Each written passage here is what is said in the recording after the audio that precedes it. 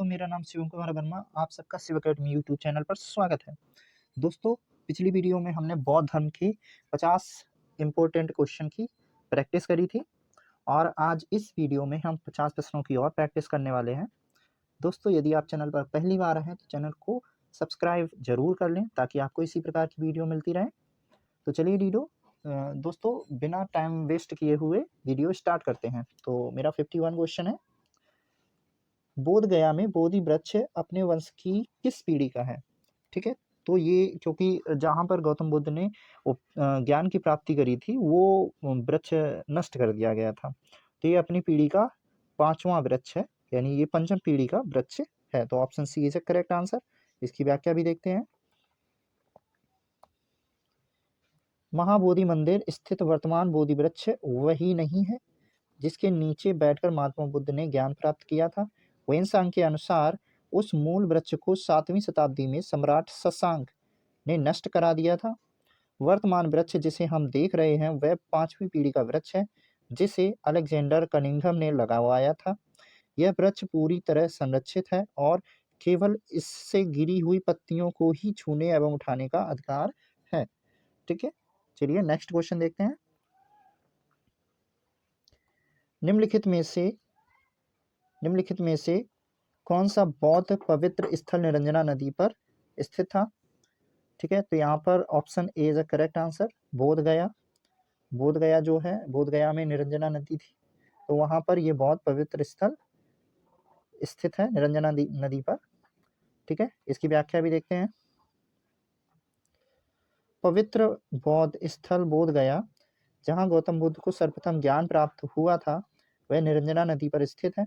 आधुनिक फल्गु नदी को ही पूर्व में निरंजना के नाम से जाना जाता था। यह नदी दो छोटी धाराओं निरंजना एवं मोहना के मिलने से बनती है। ठीक है, चलिए नेक्स्ट क्वेश्चन। बुद्ध के उपदेश किससे संबंधित हैं? तो जो बुद्ध थे, गौतम बुद्ध थे, उनके उपदेश किससे संबंधित थे? आत्मा संबंधी विवाह, तो आत्मा को तो वो मानते ही नहीं थे। ठीक है, ब्रह्मचर्य भी उनके उपदेशों में नहीं था। जो धार्मिक कर्मकांड हैं वो उनसे भी संबंधित इनके उपदेश नहीं थे। हाँ, ये आचरण की शुद्धता एवं पवित्रता पर विशेष बल देते थे कि अगर आपका आचरण शुद्ध है और आप तो इनके उपदेशों में ये सारी चीजें बहुत शामिल थी। चलिए इसकी व्याख्या भी देख लेते हैं। महात्मा बुद्ध के उपदेश आचरण की पवित्रता एवं शुद्धता से संबंधित हैं। बुद्ध के उपदेशों में आत्मा संबंधी विवाद नहीं है। धार्मिक कर्मकांडों की बुद्ध ने आलोचना की है, तो जो भी धार्मिक कर्मकांड थे उनकी बुद्ध आलोचना करते थे।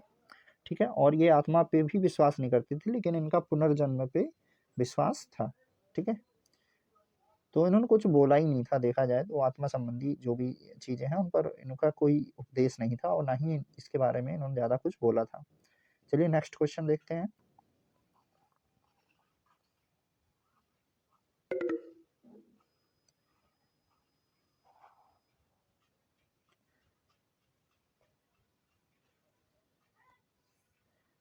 निम्नलिखित में से कौन बुद्ध के जीवन काल में ही संघ प्रमुख होना चाहता था? तो देखिए, इसका जो एक चचेरा भाई था देवदत्त, वो बुद्ध के जीवन काल में ही उस संघ का प्रमुख बनना चाहता था, है ना। तो वो इनसे नफरत भी करता था, वो चाहता था कि मैं इनकी जगह पर आ जाऊं। ठीक है, तो इसकी व्याख्या चलिए देखते हैं।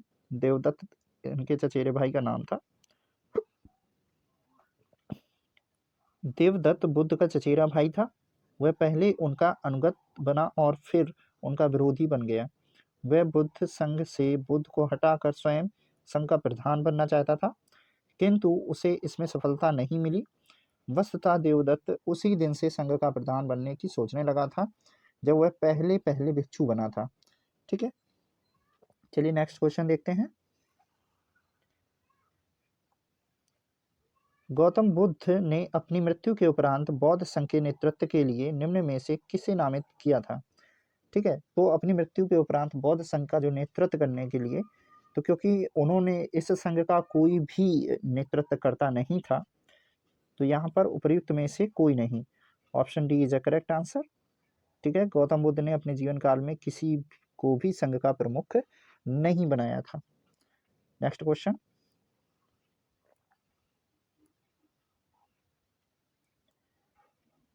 अष्टांगिक मार्ग की संकल्पना अंग है। तो जो अष्टांगिक मार्ग है ये किसका अंग है? दीपवंश की विषय वस्तु का, दिव्यावदान की विषय वस्तु का, है ना, महापरिनिर्वाण की विषय वस्तु का, और धर्म चक्र प्रवर्तन सूत्र की विषय वस्तु का।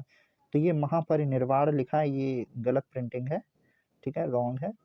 तो यहाँ पर जो गौतम बुद्ध जी थे, तो अष्टांगिक मार्ग का मतलब क्या था? धर्म चक्र प्रवर्तन सूत्र की विषय वस्तु का ये संकल्पना थी। तो option D is a correct answer. इसकी व्याख्या भी देख लेते हैं। गौतम बुद्ध ने चतुर्थ आर्य सत्य में दुख निरोध का उपाय बताया। इसे दुख निरोध गामिनी प्रतिपदा कहा जाता है। इसे मध्यमा प्रतिपदा या मध्यम मार्ग भी कहते हैं। इस मध्यमा प्रतिपदा में 8 सोपान हैं, इसलिए इसे अष्टांगिक मार्ग भी कहते हैं। ये 8 सोपान सम्यक दृष्टि, सम्यक संकल्प, सम्यक वाक, सम्यक कर्मात, सम्यक आजीव, सम्यक व्यायाम, सम्यक स्मृति, सम्यक समाधि।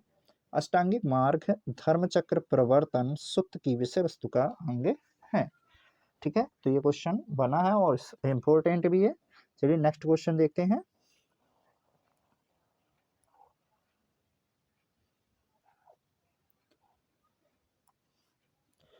गौतम बुद्ध के बारे में निम्न में से क्या सत्य है? ठीक है, तो यहाँ पर सबसे पहला क्वेश्चन दिया गया है, ऑप्शन दिया गया है, वे कर्म में विश्वास करते थे।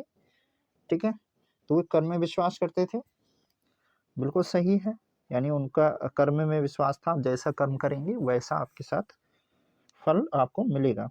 ठीक है, आत्मा का शरीर में परिवर्तन मानते थे, तो वो आत्मा जो थी, आत्मा के विषय में उन्होंने कोई बात नहीं करी थी, और वो ऐसा नहीं मानते थे कि आत्मा जो है वो अपना शरीर परिवर्तन करती है। ठीक है, थर्ड था निर्वाण प्राप्ति में विश्वास करते थे, तो ये बात बिल्कुल सही है कि वो निर्वाण जो है, निर्वाण प्राप्ति में विश्वास करते थे, और वे कर्म में विश्वास करते थे। ठीक है, ईश्वर की सत्ता में विश्वास करते थे, तो उन्होंने ईश्वर की सत्ता को नकार दिया था, तो वो ईश्वर की सत्ता पर विश्वास नहीं करते थे। तो इसके अकॉर्डिंग ऑप्शन ए, और इसमें ए और 1 और 3 जो है ये करेक्ट है। तो 1/3 कहीं दिख रहा है, 1/3, तो इनमें से कोई भी ऑप्शन करेक्ट नहीं है। ठीक है, चलिए इसकी व्याख्या देखते हैं। महात्मा बुद्ध कर्म सिद्धांत में विश्वास करते थे, ये पहला देखो उसका ऑप्शन है। वे आत्मा में विश्वास ना करते हुए पुनर्जन्म में विश्वास करते थे। बुद्ध के अनुसार चरित्र कर्म का पुनर्जन्म होता है।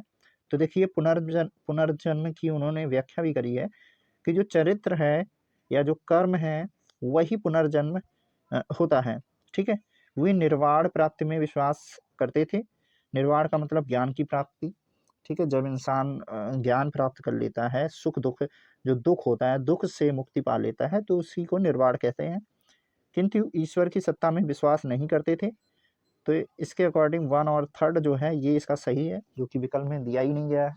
चलिए नेक्स्ट क्वेश्चन देखते हैं। बौद्ध संघ में भिक्षुणी के रूप में स्त्रियों के प्रवेश की अनुमति बुद्ध द्वारा दी गई थी। ठीक है, तो जो भिक्षुणी थी, यानी पहले भिक्षु ही प्रवेश कर सकते थे, पुरुष जाति के लोग, लेकिन बाद में यहाँ पर महिलाओं को भी प्रवेश कराया जाने लगा। तो ये किस जगह पर अनुमति दी गई थी, ये चर्चा हो रही है। तो ये अनुमति वैशाली में दी गई थी। ठीक है, तो वैशाली में सबसे पहले दी गई थी, और ये जो इनके सबसे प्रिय शिष्य थे आनंद, उनके कहने पर स्त्रियों को इसमें प्रवेश दिया गया था। ठीक है, चलिए इसकी व्याख्या देख लेते हैं। तो अपने प्रिय शिष्य आनंद के कहने पर बुद्ध ने वैशाली में स्त्रियों को बौद्ध संघ में भिक्षुणी के रूप में प्रवेश की अनुमति प्रदान की थी। बौद्ध संघ में सर्वप्रथम शामिल होने वाली स्त्री महाप्रजापति गौतमी थी, जो कि उनकी मौसी ही थी। ठीक है, नेक्स्ट क्वेश्चन देखते हैं। त्रिपिटक, तो त्रिपिटक क्या है, ये क्वेश्चन है, त्रिपिटक क्या है? तो हमें ये बताना है। ऑप्शन ए गांधी जी के 3 बंदर, गांधी जी के 3 बंदर तो नहीं हो सकते, ब्रह्मा विष्णु महेश ऐसा भी नहीं है, महावीर के 3 नगीने या बुद्ध के उपदेशों का संग्रह। तो यहाँ पर जो बुद्ध के उपदेश हैं उनका संग्रह ही त्रिपिटक कहलाता है। तो 3 पिटक थे जिनको त्रिपिटक कहा जाता था। ठीक है, तो चलिए देखते हैं, इसकी व्याख्या देखते हैं। त्रिपिटक बौद्ध ग्रंथों में सर्वाधिक महत्वपूर्ण है। बुद्ध की मृत्यु के पश्चात उनकी शिक्षाओं को संकलित कर 3 भागों में बांटा गया। इन्हीं को त्रिपिटक कहते हैं। ये हैं जैसे विनय पिटक, संघ संबंधी नियम तथा आचार की शिक्षाएं। सुत्त पिटक में धार्मिक सिद्धांत थे तथा अभिधम्म पिटक इसमें दार्शनिक सिद्धांत थे। ठीक है, तो कौन कौन से 3 पिटक हैं? विनय पिटक, सुत्त पिटक और अभिधम्म पिटक। चलिए नेक्स्ट क्वेश्चन देखते हैं। त्रिपिटक ग्रंथ किस धर्म से संबंधित हैं? तो अभी जस्ट हमने पढ़ा, तो option B is the correct answer, बौद्ध धर्म से संबंधित है। नेक्स्ट क्वेश्चन,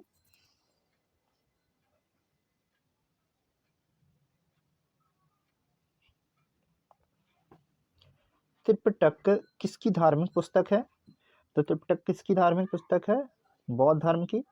तो जो बौद्ध धर्म है उसकी धार्मिक पुस्तक है। नेक्स्ट क्वेश्चन, त्रिपिटक निम्नलिखित में से किससे संबंधित है?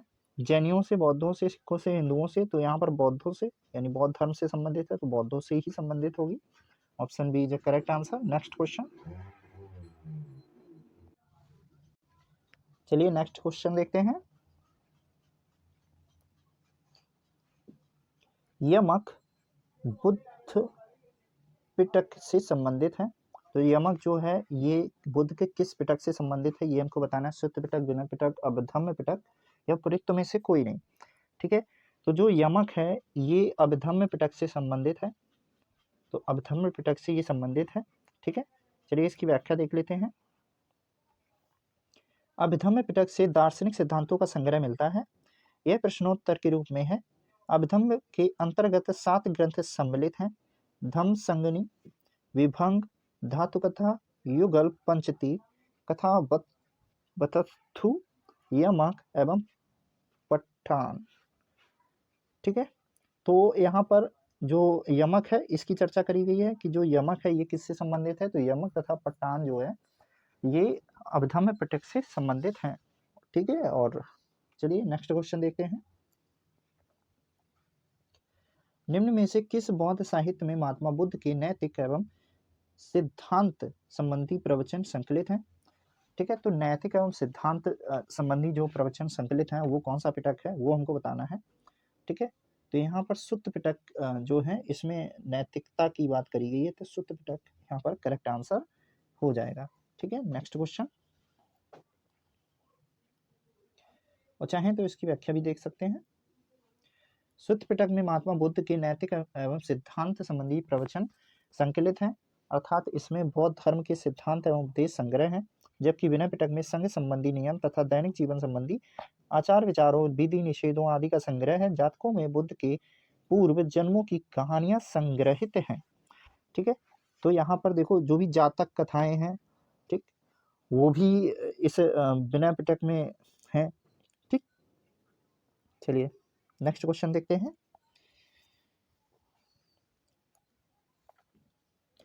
बौद्ध धर्म में त्रिरत्न का क्या अभिप्राय है? तो त्रिरत्न कौन है? बुद्ध, धम्म, संघ, है ना। तो ये बोलते भी हैं, इन्हीं को हम त्रिरत्न कहते हैं। तो बुद्ध, धम्म, संघ। ठीक है, यूपीआरओ एआरओ प्री 2017 में ये आया भी है क्वेश्चन। चलिए इसकी व्याख्या देख लेते हैं। बुद्ध, धम्म एवं संघ बौद्ध धर्म के त्रिरत्न हैं। बुद्ध की मृत्यु के बाद उनकी शिक्षाओं को संकलित कर 3 भागों में बांटा गया था। इन्हीं को त्रिपिटक कहा जाता है। ये हैं जैसे विनय पिटक, सुत्त पिटक, अभिधम्म पिटक। ठीक है, नेक्स्ट क्वेश्चन,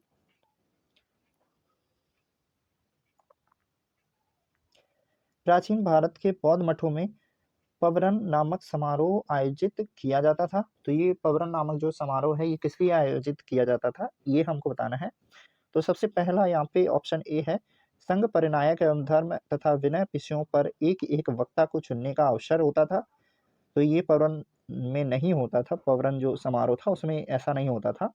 बी है, वर्षा ऋतु के दौरान मठों में प्रवास के समय भिक्षुओं द्वारा किए गए अपराधों की स्वीकृति का अवसर होता है। ठीक है, तो जो भी अपराध करते थे उसको स्वीकार करने की जो चीज स्वीकार करने की जो प्रथा थी, इसी को हम पर्वन समारोह कहते थे। तो ऑप्शन बी यहाँ पर करेक्ट हो जाएगा। चलिए और देखते हैं। किसी नए व्यक्ति को बौद्ध संघ में प्रवेश देने का समारोह होता था जिसमें उसका सिर मुड़वा दिया जाता था और पीले वस्त्र दिए जाते थे। तो ऐसा नहीं है। ठीक है, ये दूसरी घटना है ये। और नेक्स्ट देखते हैं। आषाढ़ की पूर्णिमा के अगले दिन बौद्ध भिक्षुओं के एकत्र होने का अवसर होता था जब वे वर्षा ऋतु के आगामी 4 महीनों के लिए निश्चित आवास चुनते थे। तो ये भी इसमें नहीं है, तो option B is a correct answer. चलिए इसका देख लेते हैं कौन सा ऑप्शन है। तो option B is a correct answer. अब इसकी व्याख्या भी देख लेते हैं। वर्षा ऋतु के समय 4 महीने बौद्ध भिक्षु बौद्ध महाविहार में निवास करते थे। इस समय धर्म प्रचार का कार्य स्थगित रहता था। वर्षा ऋतु की समाप्ति पर जब पुनः धर्म प्रचार कार्य प्रारंभ होता था तो बौद्ध भिक्षु पवरन नामक समारोह आयोजित करते थे जिसमें पीछे किए गए कार्यों का पर विचार करते हुए आगे की कार्य योजना बनाई जाती थी। इसके अतिरिक्त भिक्षु इस समारोह में अपने द्वारा किए गए अपराधों को स्वीकार करते थे। ठीक है, तो ये बात है। पवरन समारोह किससे संबंधित है? जो भी उनके अपराध होते थे उनको स्वीकार करने की जो परंपरा थी उसी को हम पवरन समारोह के नाम से जानते हैं। ठीक है, तो चलिए नेक्स्ट क्वेश्चन देखते हैं। अशोकाराम विहार निम्नलिखित में से किस स्थान पर स्थित था? तो option A Vaishali, option B Pataliputra. तो आगे इसके और भी ऑप्शन देखते हैं, जैसे यहाँ पर कौशाम्बी और श्रावस्ती। ठीक है, तो हमने अभी इसमें देखा था कि जो अशोकाराम विहार है वो कहाँ पर मतलब इसका काम होता था, और इसमें तो पाटलिपुत्र इसका करेक्ट ऑप्शन हो जाएगा। तो आप यहाँ देख सकते हैं क्वेश्चन क्या था। अशोकाराम विहार निम्नलिखित में से किस स्थान पर स्थित है? तो Pataliputra is a correct answer इसका। ठीक है, इसकी व्याख्या भी देख लेते हैं।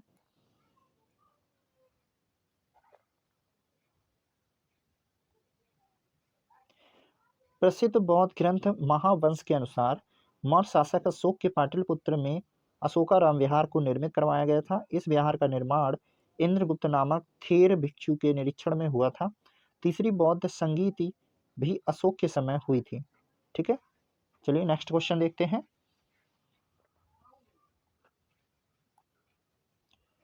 विश्व का सबसे ऊंचा कहा जाने वाला विश्व शांति स्तूप बिहार में कहाँ स्थित है? तो ये हमको बताना है।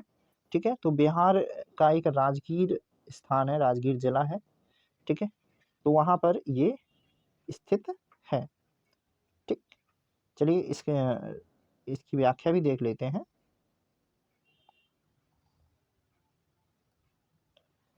बिहार में राजगीर की पहाड़ियों 400 मीटर की ऊंचाई पर स्थित शांति स्तूप विश्व का सबसे ऊंचा कहा जाने वाला विश्व शांति स्तूप है। तो ये विश्व का सबसे ऊंचा कहा जाने वाला विश्व शांति स्तूप है। ठीक है, नेक्स्ट क्वेश्चन देखते हैं। बुद्ध की 80 फुट बड़ी प्रतिमा जो बोध गया में है निर्मित की गई थी। तो ये किसके द्वारा की गई थी? जापानियों के द्वारा, थाई लोगों के द्वारा, श्रीलंकाइयों के द्वारा या भूटानियों के द्वारा? ठीक है, तो जो जापानी लोग थे उनके द्वारा बुद्ध की ये 80 फीट की प्रतिमा बनाई गई थी। ठीक है, तो option A is correct answer. Next question, और इसकी व्याख्या भी देख लेते हैं साथ में। बुद्ध की 80 फुट की ऊंची बोध गया में स्थित प्रतिमा लाल ग्रेनाइट एवं बलुआ पत्थरों से निर्मित है जिसके निर्माण में 7 वर्ष का समय लगा। यह प्रतिमा जापान के दाइजोकियो संप्रदाय के संयोग द्वारा निर्मित की गई थी। ठीक है, नेक्स्ट क्वेश्चन देखते हैं। सर्वप्रथम स्तूप शब्द कहाँ मिलता है? तो जो स्तूप शब्द है ये सर्वप्रथम हमको कहाँ देखने को मिलता है? तो स्तूप सर्वप्रथम ऋग्वेद में हमको देखने को मिलता है। ठीक है, तो option A is a correct answer. Next question, और इसकी व्याख्या भी देखते हैं साथ में। सर्वप्रथम स्तूप शब्द का वर्णन ऋग्वेद में प्राप्त होता है। इसके अतिरिक्त अथर्ववेद, वाजस्नेयी संहिता, तैत्तिरीय ब्राह्मण संहिता, पंचविंश ब्राह्मण आदि ग्रंथों में स्तूप के संबंध में जानकारी मिलती है। स्तूप का शाब्दिक अर्थ है किसी वस्तु का ढेर। ठीक है, तो ये इसका अर्थ भी है। चलिए इस नेक्स्ट क्वेश्चन देखते हैं।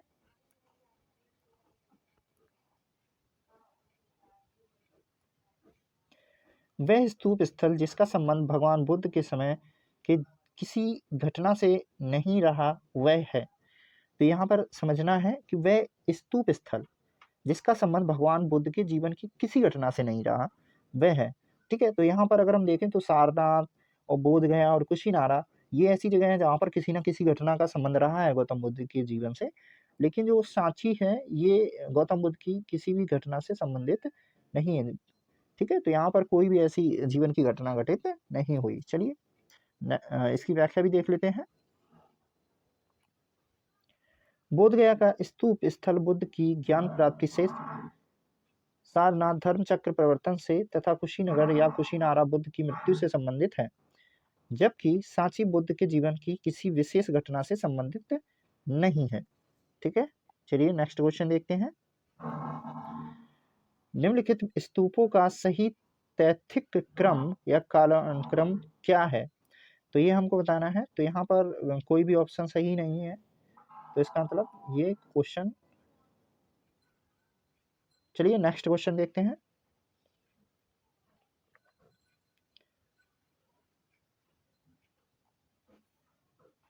अनात्मावाद सिद्धांत है, तो अनात्मावाद सिद्धांत है बौद्ध दर्शन से। तो बौद्ध दर्शन यानी C option is a correct answer. Next question देखते हैं, इसकी व्याख्या भी देख लेते हैं साथ में, फिर देखते हैं। बौद्ध दर्शन में अनात्मवाद का सिद्धांत गौतम बुद्ध के प्रतीत्य समुत्पाद के सिद्धांत से ही सिद्ध होता है। इसे नैरात्मवाद भी कहा जाता है। कुछ विचारकों के मतानुसार अनात्मवाद का सिद्धांत केवल आत्मा पर लागू होता है। वस्तुतः इससे आत्मा और भौतिक जगत दोनों की ही व्याख्या होती है। जब गौतम बुद्ध सर्वम अनात्मकम कहते हैं तो इसका अर्थ है कि किसी नित्य चेतन या जड़ तत्व का अस्तित्व नहीं है। ना तो आत्मा नामक नित्य द्रव्य का अस्तित्व है और ना भौतिक पदार्थ नामक जड़ द्रव्य का। द्रव्यता, एकता, तदात्म एवं नित्यता आदि कल्पना मात्र हैं, तो वो ये कहते हैं। ठीक है, तो चलिए नेक्स्ट क्वेश्चन देखते हैं।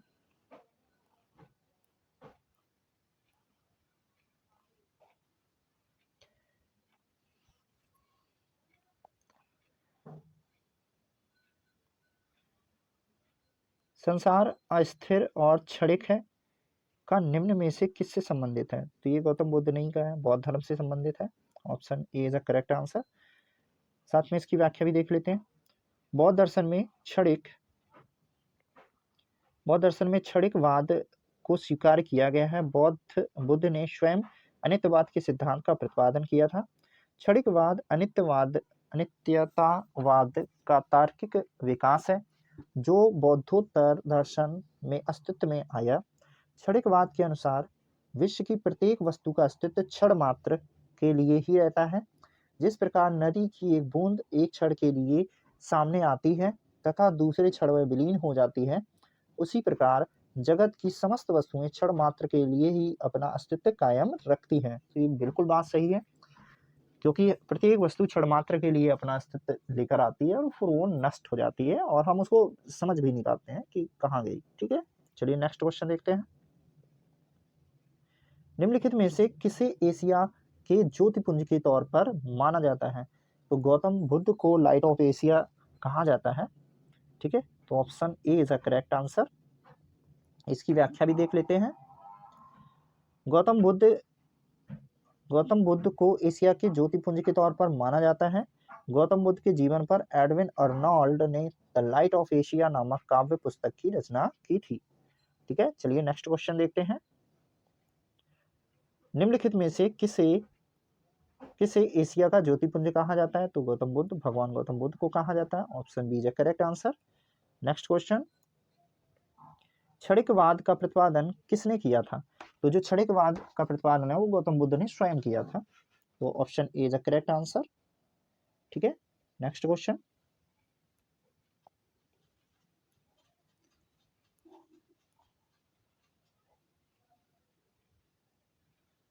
भारत के सांस्कृतिक इतिहास के संदर्भ में पारमिता शब्द का सही विवरण निम्नलिखित में से कौन सा है?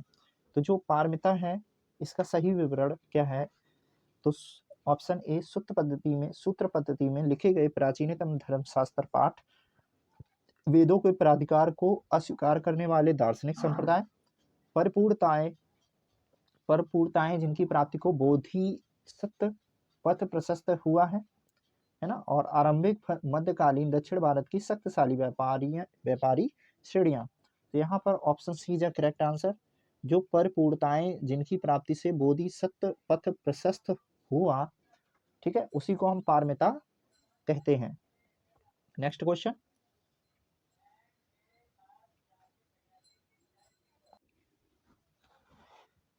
चलिए इसकी व्याख्या देख लेते हैं।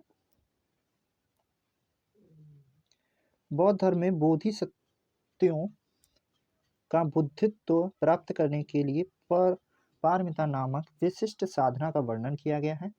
पारमिता ही एक मात्र ऐसा साधन है जिसके द्वारा बुद्ध की मान्य पदवी बुद्धित्व की प्राप्ति की जा सकती है। बोधिचर्यावतार में आचार्य शांतिदेव कहते हैं कि जो साधक बुद्धित्व की प्राप्ति के लिए यत्नवान है, अर्थात जो बोधिसत्व हैं, उसे षट पारमिताओं यानी दान पारमिता, शील पारमिता, शांति पारमिता, वीर पारमिता, ध्यान पारमिता तथा प्रज्ञा पारमिता को ग्रहण करना चाहिए। षट पारमिताओं में प्रज्ञा पारमिता का प्राधान्य है। ठीक है, चलिए नेक्स्ट क्वेश्चन देखते हैं। सर एडविन अर्नोल्ड की पुस्तक द लाइट ऑफ एशिया आधारित है। ये किस पर आधारित है? सुत्त पिटक पे, अवधम्य पिटक पे, या ललित विस्तार पर, या दिव्यावदान? ठीक है, तो ये किस पर आधारित है? तो ये ललित विस्तार पर आधारित है। तो option B is a correct answer. Next question देखते हैं। बौद्ध धर्म के महायान और हीनयान संप्रदायों में सर्वाधिक मौलिक अंतर निम्नलिखित में से कौन सा है? तो अगर हम देखें, जो हीनयान और महायान दो संप्रदायों में बौद्ध धर्म का विभाजन हो गया था, तो दोनों में एक मौलिक अगर अंतर हम देखें, तो जो हीनयान था वो देवी देवताओं की पूजा नहीं करता था, जबकि जो महायान संप्रदाय था ये देवी देवताओं का पूजन करता था। तो यहाँ पर केवल यही एक मौलिक अंतर है। ठीक है, तो option C is a correct answer. इसकी व्याख्या भी देख सकते हैं।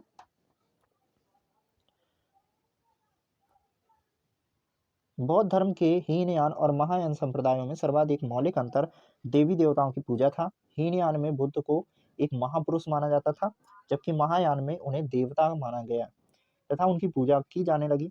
इसी के साथ ही अनेक बोधिसत्वों की भी पूजा। देवता का स्थान किस राजा के युग में प्राप्त हुआ? तो यहाँ पर option A Ashok, option B Kanishka. तो कनिष्क के शासनकाल में गौतम बुद्ध को देवता कहा जाने लगा था, क्योंकि कनिष्क ने चतुर्थ बौद्ध संगीत करवाई थी। ठीक है, तो उसमें जो बौद्ध धर्म था वो दो संप्रदाय में उनका विभाजन हो गया था, एक हीनयान और महायान। तो जो महायान संप्रदाय था वो इनको देवता के रूप में पूजता था। ठीक है, तो इसकी व्याख्या भी देख लेते हैं।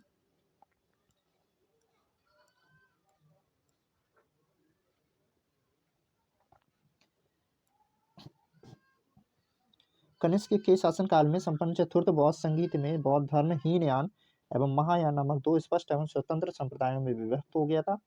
महायान शाखा में बुद्ध को देवता माना गया, उनकी पूजा की जाने लगी। इस प्रकार कनिष्क के काल में बौद्ध धर्म की महायान शाखा के तहत गौतम बुद्ध को एक देवता का स्थान प्राप्त हुआ।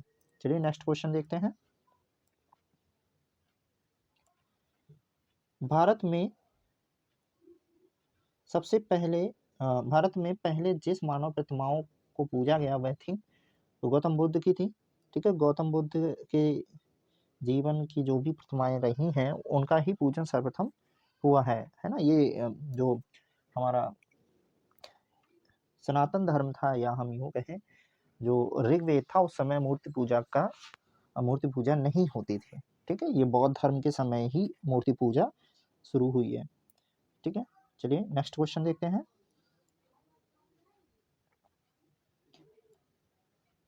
देश में निम्न में से किसने मूर्ति पूजा की नींव रखी थी? ठीक है, तो मूर्ति पूजा की नींव रखने वाला कौन सा धर्म था? बौद्ध धर्म था। तो B option is the correct answer. Next question,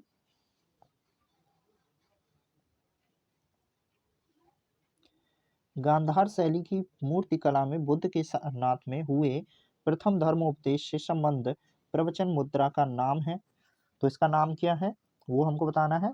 तो हम जानते थे कि जब प्रथम उपदेश दिया था तो उसको हम धर्म चक्र प्रवर्तन कहते थे। ठीक है, चलिए इसकी व्याख्या भी देख लेते हैं। गांधार कला की उत्पत्ति का स्रोत एशिया माइनर तथा हेलेनिस्टिक कला है। इस शैली की कला का प्रमुख विषय महात्मा बुद्ध का जीवन चरित्र है। इसके अंतर्गत बुद्ध की धर्म चक्र मुद्रा, ध्यान मुद्रा, अभय मुद्रा और वरद मुद्रा आदि मूर्तियों का निर्माण किया गया है। नेक्स्ट क्वेश्चन देखते हैं,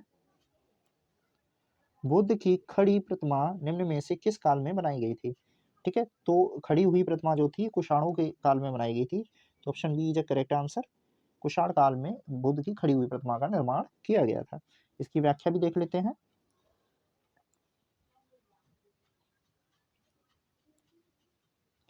कुषाण काल में ही गांधार एवं मथुरा कला शैली के तहत बुद्ध एवं बोधिसत्वों की बहुसंख्यक मूर्तियों का बैठी एवं खड़ी हुई स्थिति में निर्माण हुआ।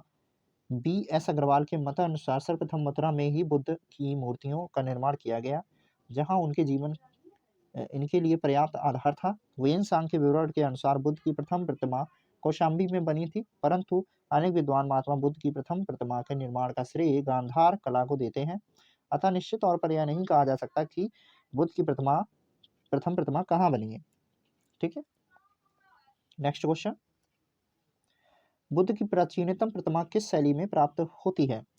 तो अगर यहाँ पर देखें तो गांधार शैली की बार बार बात चल रही थी, है ना, और मथुरा शैली की, लेकिन ये निश्चित नहीं हो पाया था कि सर्वप्रथम प्रतिमा कहाँ बनी है। तो इस हिसाब से उपर्युक्त में से कोई नहीं, या उपर्युक्त में से एक से अधिक। ठीक है, तो यहाँ पर इसके according option E is a correct answer. Next question,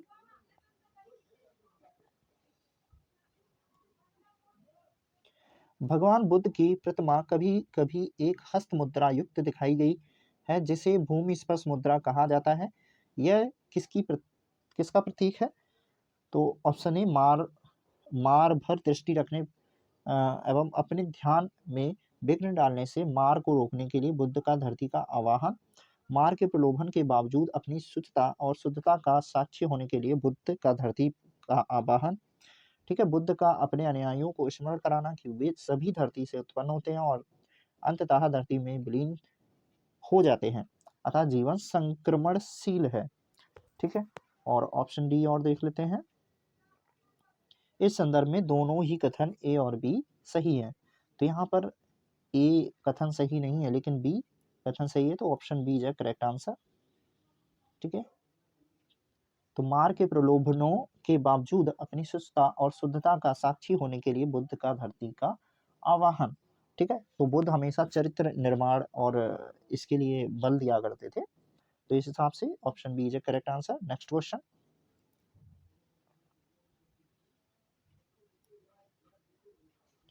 भूमि स्पर्श मुद्रा की सारनाथ बुद्ध मूर्ति संबंधित है।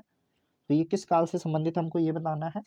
तो गुप्त काल, option D is correct answer, गुप्त काल से संबंधित है। जो सारनाथ में बुद्ध की मूर्ति बनी हुई है वो गुप्त काल के शासन का गुप्त काल से संबंधित है। ठीक है, नेक्स्ट क्वेश्चन,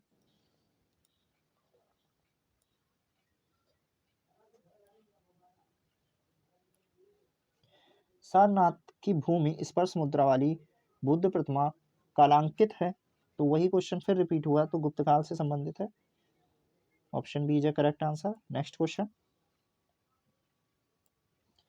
यहाँ पर भारत के सांस्कृतिक इतिहास के संदर्भ में निम्नलिखित युग्मों पर विचार करना है। ठीक है, तो सबसे पहले परिव्राजक, इसका मतलब क्या है? परित्यागी व भ्रमणकारी, तो ये बिल्कुल सही है। ठीक है, इसी तरीके से जो भ्रमण श्रमण का अर्थ क्या है? उच्च पद प्राप्त पुजारी। तो उच्च पद प्राप्त पुजारी नहीं था, श्रमण का जो अर्थ होता है वो भिक्षु या भिक्षुनी से संबंधित है। ठीक है, तो यहाँ पर जो ऑप्शन इसमें 2 है ये सही नहीं है। उपासक, बौद्ध धर्म का साधारण अनुगामी, तो ये बिल्कुल सही है। उपासक का अर्थ है बौद्ध धर्म का जो साधारण अनुगामी होता है उसे उपासक कहते हैं। तो इसके अकॉर्डिंग 1 और 3 जो है ये इसका करेक्ट आंसर है। ठीक है, तो option B is a correct answer. और श्रमण का अर्थ क्या होता है? भिक्षु या भिक्षुणी। चलो चलिए इसकी व्याख्या भी देख लेते हैं। तो यहाँ पर देखिए आपके सामने दिखाया गया है कि जो श्रमण का मतलब है भिक्षु या साधु, इसको कहा जाता है। श्रमण का अर्थ यही होता है। चलिए नेक्स्ट क्वेश्चन देखते हैं। निम्नलिखित में से कौन से शासक ने बौद्ध मत के विस्तार में योगदान नहीं दिया? ठीक है, तो ऐसा कौन सा शासक था जिसने बौद्ध मत के विस्तार में योगदान बिल्कुल भी नहीं दिया है? तो वो था पुष्यमित्र शुंग, जिसने शुंग वंश की नींव रखी थी। तो उसने जो बौद्ध मत थे उनके विस्तार के लिए बिल्कुल भी योगदान नहीं दिया था। जबकि हर्षवर्धन, कनिष्क और अशोक ये थे जिन्होंने बौद्ध धर्म के प्रचार प्रसार के लिए बहुत सारा सहयोग किया था। चलिए इसकी व्याख्या भी देख लेते हैं। अशोक, कनिष्क और हर्षवर्धन ने बौद्ध धर्म के विकास में योगदान दिया, जबकि शुंग वंश के संस्थापक पुष्यमित्र शुंग ने मगध साम्राज्य पर अधिकार जमाकर जहां एक ओर यवनों के आक्रमण से देश की रक्षा की, वहीं दूसरी ओर देश में शांति और व्यवस्था की स्थापना कर वैदिक धर्म एवं आदर्शों की, जो अशोक के शासनकाल में उपेक्षित हो गए थे, पुनः प्रतिष्ठा की। इसी कारण उसका काल वैदिक प्रतिक्रिया अथवा वैदिक पुनर्जागरण का काल भी कहा जाता है। ठीक है, चलिए नेक्स्ट क्वेश्चन देखते हैं। निम्नलिखित वक्तव्यों पर विचार करें और नीचे दिए गए कूट से सही उत्तर चुनें। तो यहाँ पर सबसे पहला दिया गया है कथन ए, कुशीनगर मल्लगढ़ राज की राजधानी है। तो ये बिल्कुल सही बात है। जो कुशीनगर या कुशीनारा जो थी ये मल्लगढ़ राज की राजधानी थी। ये कथन सही है। और इसका कारण जो है महात्मा बुद्ध का महापरिनिर्वाण कुशीनगर में हुआ था। तो ये कथन भी सही है और इसका कारण भी सही है। ठीक है, तो महात्मा बुद्ध का महापरिनिर्वाण कुशीनगर में हुआ था और कुशीनगर जो है ये मलगढ़ राज की राजधानी है। तो ये दोनों कूट सही है। चलिए इसके ऑप्शन देखते हैं। ठीक है, तो option B is correct answer. दोनों ए और आर सही हैं, परंतु आर जो है ए की सही व्याख्या नहीं करता। तो जो कारण आर है वो ए की सही व्याख्या नहीं करता, लेकिन दोनों जो ए और आर हैं वो दोनों सही हैं। ठीक है, चलिए नेक्स्ट क्वेश्चन, इसकी व्याख्या भी देख लेते हैं साथ में। बौद्ध ग्रंथ आगुन्तर निकाय में वर्णित षोडश महाजनपदों से मल्ल एक महाजनपद था। यह एक संघ राज्य था जिसमें पावा या पडरौना तथा कुशीनारा या कस्या मल्ल गणराज की जुड़वां राजधानी थी। महात्मा बुद्ध को महापरिनिर्वाण कुशीनगर में प्राप्त हुआ। अतः दोनों कथन सही हैं, किंतु जो कारक आर है, जो कारण आर है वो एक ही सही व्याख्या नहीं करता है। चलिए नेक्स्ट क्वेश्चन।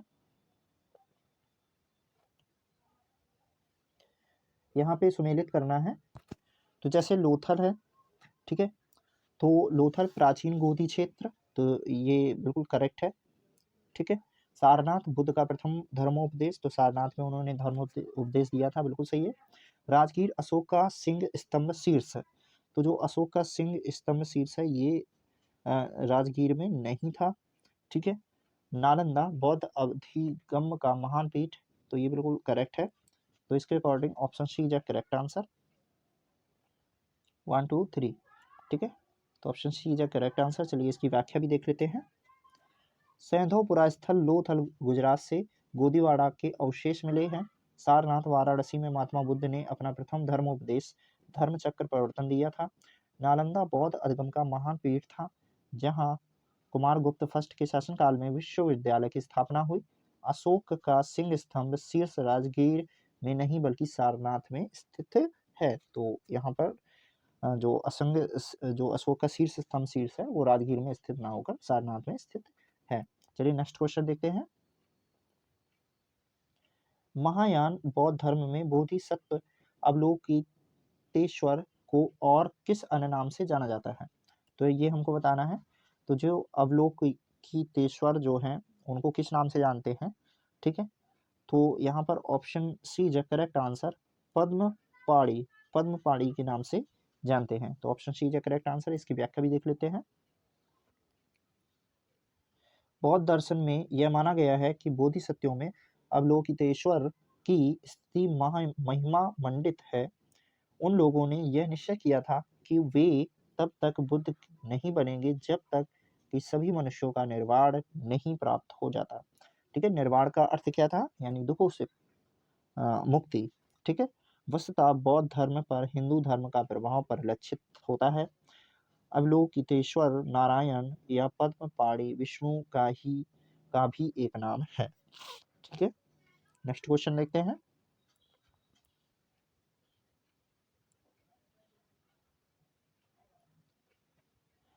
भारत के धार्मिक इतिहास के संदर्भ में निम्नलिखित कथनों पर विचार कीजिए। सबसे पहला है, स्थाविरवादी महायान बौद्ध धर्म से संबद्ध है। लोकोत्तरवादी संप्रदाय बौद्ध धर्म के महासंधिक संप्रदाय की एक शाखा थी। ठीक है। और महासंधिकों द्वारा बुद्ध के देवतारोपण के ने महायान बौद्ध धर्म को प्रोत्साहित किया। तो ये 3 दिए गए हैं कथन, और यहाँ देखना है कि ये धार्मिक इतिहास के संदर्भ में सही व्याख्या कर रहे हैं कि नहीं कर रहे हैं। ठीक है। तो इस हिसाब से इसका option B is a correct answer. तो यहाँ पर केवल 2 और जो 3 है ये बिल्कुल सही व्याख्या कर रहे हैं। ठीक है। तो option B is a correct answer. Next question, भारतीय इतिहास के संदर्भ में निम्नलिखित में से कौन भावी बुद्ध है जो संसार की रक्षा हेतु अवतरित होंगे। ठीक है। तो यहाँ पर ये बताया गया, तो यहाँ पर कौन भावी बुद्ध हैं, तो मैत्रेय हैं। ठीक है। इसकी व्याख्या भी देख लेते हैं। बौद्ध मान्यताओं के अनुसार मैत्रेय संस्कृत एक बोधिसत्व है जो पृथ्वी पर भविष्य में अवतरित होंगे और बोधित्व प्राप्त करेंगे तथा विशुद्ध धर्म की शिक्षा देंगे। मैत्रेय के अवतरण की भविष्यवाणी ऐसे समय के लिए की गई जब इस लोक में अनैतिकता अनाचार इतना बढ़ जाएगा कि मानव जीवन असुरक्षित होता दिखेगा। सुरक्षा के लिए लोग इधर उधर भटकेंगे, सर्वत्र त्राही त्राही मच जाएगी और मानव जीवन संघर्षमय बनता दिखेगा।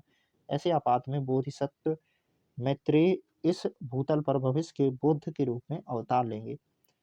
वह पुनः बौद्ध धर्म की संस्थापना करेंगे और सभी मानवों को सुख शांति एवं समृद्धि प्रदान करेंगे। ठीक है। नेक्स्ट क्वेश्चन देखते हैं। भारत के धार्मिक इतिहास के संदर्भ में निम्नलिखित कथनों पर विचार करना है। जैसे बोधिसत्व बौद्ध मत के हीनयान संप्रदाय की केंद्रीय संकल्पना है। ठीक है। तो ये बिल्कुल सही है। और बोधिसत्व अपने प्रबोध के मार्ग पर बढ़ता हुआ करुणामय है।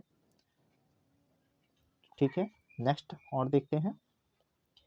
बोधिसत्व समस्त सचेतन प्राणियों को उनके प्रबोध के मार्ग पर चलने में सहायता करने के लिए स्वयं की निर्वाण प्राप्ति विलंबित करता है।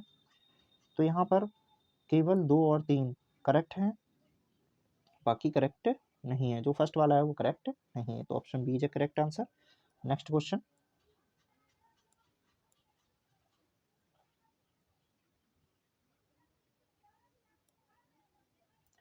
बोधिसत्व पद्मपाणि का चित्र सर्वाधिक प्रसिद्ध और प्रायः चित्रित चित्रकारी है जो कि कहाँ पर है, अजंता में है, बादामी में है, बाग में या एलोरा में। तो यहाँ पर अजंता की जो गुफाएं हैं वहाँ पर ये सारी चीजें दिखाई गई। तो option A is the correct answer.